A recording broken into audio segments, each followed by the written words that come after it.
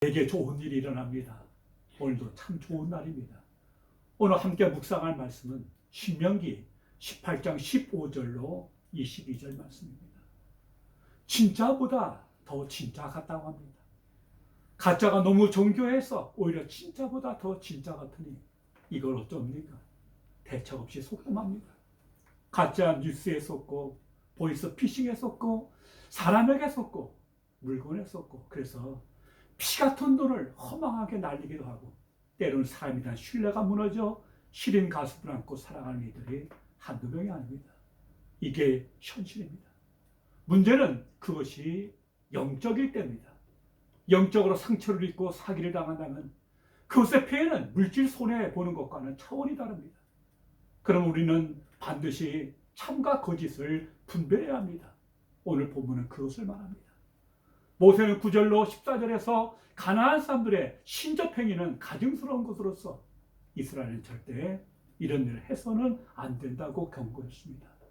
그러면서 모세는 이스라엘이 하나님과 소통할 수 있는 방법으로 선지자들을 제시합니다. 여호와께서 백성들 중에 직접 세우신 선지자들이 이스라엘이 하나님과 소통할 수 있는 유일한 통로입니다. 이런 먼 훗날의 일만이 아니었습니다. 이적은 모세는 죽게 됩니다. 모세는 요단을 건널 수 없습니다. 그렇다면 모세처럼 그의 뒤를 이어 하나님의 말씀을 전해줄 누군가가 있어야겠습니다. 그래야 이스라엘이 믿음을 가지고 가나안 정복 전쟁에 전념할 수 있지 않겠습니까? 그래서 오늘 본문은 그 대안으로 하나님께서 선지자들을 보내주신다고 하신 것입니다. 너희는 선지자들의 말을 들어야 한다. 만일 선지자의 말을 듣지 않으면 그 사람은 죽어야 했습니다. 왜 그렇습니까? 선지자를 하나님께서 직접 보내셨기 때문에 선지자의 말을 듣지 않는다는 것은 하나님의 말씀을 거역하는 것이기 때문입니다. 이스라엘 첫째 왕이었던 사울이 선지자 사무엘의 말을 듣지 않았던 것이 그의 몰락의 시작이었던 점도 이와 같은 사실을 증언합니다. 사무엘상 15장에는 하나님께서 사무엘을 통해서 사울에게 아말렉을 쳐서 그들의 모든 소유를 남기지 말고 멸하라 하셨습니다. 사울은 이 명령을 듣고 나가서 아말렉을 쳤는데 두 가지를 남겼습니다. 하나는 아말렉 왕 아각이었고, 또 하나는 양과 소의 가장 좋은 것 또는 기름진 것과 어린 양과 모든 좋은 것이었습니다.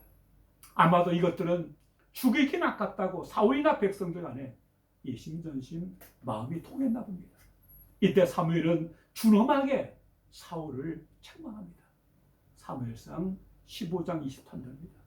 왕이 여호와의 명령을 버렸으므로 여호와께서도 왕을 버려 왕이 되지 못하게 하셨나이다. 사무엘 선지자를 통해 주어진 하나님의 말씀을 불순종한 것, 이것이 사울이 몰락하는 데 결정타가 되었습니다. 모세처럼 하나님의 말씀을 이스라엘에게 선포할 선지자는 몇 가지 조건을 충족시켜야 했습니다. 첫째, 선지자는 반드시 이스라엘 사람이어야 했습니다.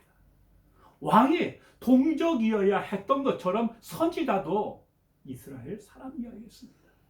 둘째, 선지자가 하나님의 이름으로 선포한 것들은 성취되어야 합니다.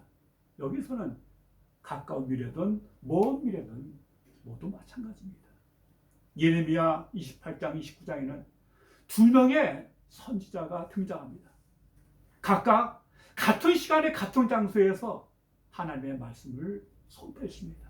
이 두 사람은 예레미야와 하나냐였습니다. 예레미야는 하나님의 이름으로 이스라엘에게 나라가 패망할 것이라고 외쳤습니다. 바벨론 왕이 주는 멍에를 메어야 한다고 소리쳤습니다. 반면에 하나냐는 같은 자리에서 하나님의 이름으로 이스라엘의 구원을 선포했습니다. 하나님께서 바벨론 왕의 멍에를 깨트려 부술 것이라고 외쳤습니다. 신명기 18장 21절 22절은 이렇게 참 예언과 거짓 예언을 분별하는 기준을 제시합니다. 그것은 예언의 성취 여부가 바로 그 판별 기준이 된다는 것입니다. 만일 선지자가 말한 것이 이루어지지 않는다면 그는 하나님의 대언자가 아니라 자신의 마음 내키는 대로 말하는 거짓 선지자일 뿐입니다. 이런 경우 본문은 그를 죽이라고 명령합니다. 예레미야와 하나냐는 그 어떻게 되었을까요? 같은 자리에서 하나님의 이름으로 전혀 다른 메시지를 선포했으므로 둘 중 하나는 분명히 가짜 아닙니까? 예레미야와 각을 세워 하나님께서 이스라엘을 바벨론 왕의 몽에로부터 구원하실 것이라고 외쳤던 선지자 하나는 백성들의 환호와 박수같이를 한 몸에 받았습니다. 그러나 그는 하나님의 징계를 받아 그해 7째 달에 갑자기 죽었습니다. 그는 가짜 자신의 생각을 떠든 거짓 선지자였습니다. 선지자는 하나님의 이름으로 말씀을 선포해야 합니다. 하나님의 이름으로 말씀을 선포한다는 것은 곧 하나님이 그의 입에 담아주신 말씀만을 선포해야 한다는 뜻이며 하나님이 그에게 주신 것만을 말한다는 뜻입니다. 문제는 선지자들 가운데서도 거짓의 무리가 섞여 있다는 뜻입니다. 이 문제가 워낙 심각하기에 분명한 기준이 있어야겠습니다. 오늘 모세는 두 가지를 강조합니다. 첫째, 하나님이 주시지 않는 말씀을 제멋대로 여호와 이름으로 선포하는 것은 다 거짓 선지자다. 둘째는 하나님의 이름이 아니라 다른 신들의 이름으로 예언하는 자들 다 거짓이라는 것입니다. 이런 일이 가능할까 싶어도 실제 이스라엘 역사 안에 이런 일이 일어났습니다. 예레미야 23장 13절에는 내가 사마리아 선지자들 가운데 우매함을 보았나니 그들은 바알을 의지하고 예언하여 내 백성 이스라엘을 그릇되게 하였다고 말씀하십니다. 참 기가 막힌 일입니다. 이런 사람들을 죽이라는 것입니다. 선지자들에게는 막대한 책임이 따릅니다. 그들의 행위는 자신들의 몰락으로 끝나는 게 아니라 그들의 말에 솔깃해서 우상숭배에 빠진 모든 사람들까지 죽게 만들기 때문에 드러나는 데다가 죽이라는 것입니다. 지도자가 잘못되면 그 파장은 상상할 수 없이 커지기 때문입니다. 그러나 쉽지는 않습니다. 신명기 18장 21절 22절의 기준은 세월이 한참 지난 데에야 판별이 가능한 내용입니다. 만약 지금 당장 하나님의 이름으로 외치는 어떤 선지자가 있다면 그가 진짜인지 가짜인지를 어떻게 분별할 수 있습니까? 첫째는 선지자의 삶을 보아야 합니다. 그에게 바른 삶의 열매가 있는가 하는 것입니다. 선포하는 말씀과 삶이 전혀 다르다. 우리는 그의 말씀의 진리를 의심할 수밖에 없습니다. 주님은 마태복음 7장 15절에서 거짓 선지자들을 삼가라. 양의 옷을 입고 너희에게 나오나 속에는 노략질하는 일이라. 그들의 열매로 그들을 알지니 가시나무에서 포도를 또는 엉겅퀴에서 무화과를 따겠느냐라고 말씀하십니다. 좋은 나무가 아름다운 열매를 맺고 나쁜 나무가 나쁜 열매를 맺는 것은 자연의 순리 아닙니까? 그러므로 그들의 열매로 그들을 알 것이라고 하십니다. 거짓이 판치된 사탕이다 보니까 양의 탈을 쓴 이리도 많고 늑대도 많습니다. 심지어 사단도 광명의 천사로 가정하고 나타난다고 바울은 말합니다. 깨어나야 합니다. 깨어 있어야 합니다. 둘째는 그 말이 맞느냐는 것입니다. 그 말씀이 그의 선포가 하나님의 성품과 그에서 말씀하신 말씀의 본질을 드러내느냐를 우리가 깊이 생각해야 합니다. 하나님의 말씀은 서로 충돌하지 않습니다. 어제의 말과 오늘의 말이 다르지 않다는 뜻입니다. 모순되지 않다는 뜻입니다. 중요한 것은 말씀의 뜻이 무엇인지 깊이 생각해야 합니다.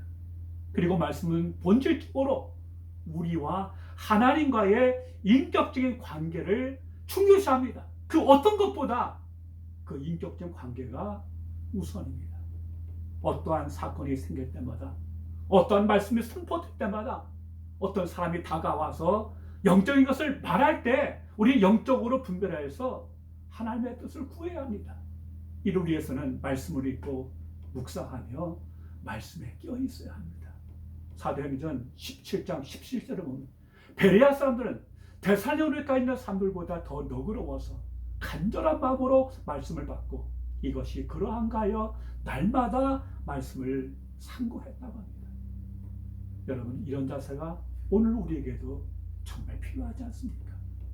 선택은 내 몫이며 그것의 결과 또한 오롯이 내가 감당해야 하기 때문입니다.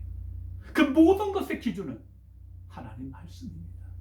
말씀을 더 가까이 하시고 사랑하십시오. 바울의 말처럼 매사에 모든 일에 하나님의 선하시고 기뻐하시고 온전한 뜻이 무엇인지 분별하고자 한다면 우리의 일상이 하나님이 기뻐하시는 거룩한 산제물이 될 것입니다. 날마다의 삶이 축복이요 축제요 하루하루의 삶이 역적 예배입니다. 하나님은 당신을 사모하는 자에게 많은 좋은 것을 풍성하게 주시는 분이십니다. 이러한 복을 누리게 되시기를 주님의 이름으로 축원합니다. 기도하겠습니다. 아버지 하나님 감사합니다. 참으로 혼미한 시대입니다. 참과 거짓이 뒤섞여 다가올 때 이를 분별할 수 있는 영적 분별력을 주시고 말씀을 깊이 알고 상고하고 묵상하므로 그 말씀으로 이 시대에 바른 것을 드러내고 바른 것을 쫓으며 또 바른 말씀을 따라 삶을 통해서 생명 가득한 삶을 누리는 우리 모두가 되게 하여 주시옵소서. 참으로 주의 말씀은 내 발의 등이요 내 길의 빛이 됨을 믿사오니 이 말씀 안에서 승리하며 풍성한 삶을 누리는 우리 모두가 되게 하여 주시옵소서. 예수님 이름으로 기도하옵나이다. 아멘.